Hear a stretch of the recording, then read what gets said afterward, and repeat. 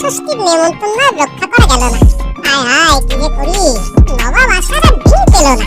একেবারে জামাই ষষ্ঠীর ঠিক পরের দিনটাতে আসতে হবে। এই তো তুমি সকাল থেকে বসে কি আকাশ পাতাল ভাবছো? ভাবনা কি আর সারে আসে গিন্নি? আমি রাজার ভার, আমাকে কত কি সব ভাবতে হয়।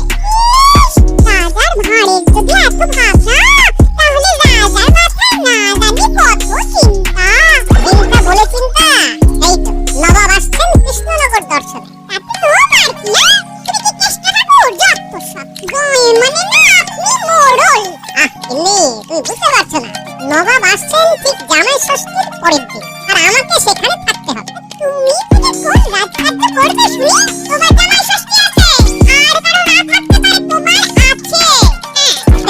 সে তো জানি গিন্নি, বছরের এই একটি দিন আমার যায় একটু ফাঁকি। তাহলে সারা বছর তো তোমার এই মুখ ঝামটার সামনে জামাইয়ের খাতির বলে আর কিছু থাকে না গিন্নি।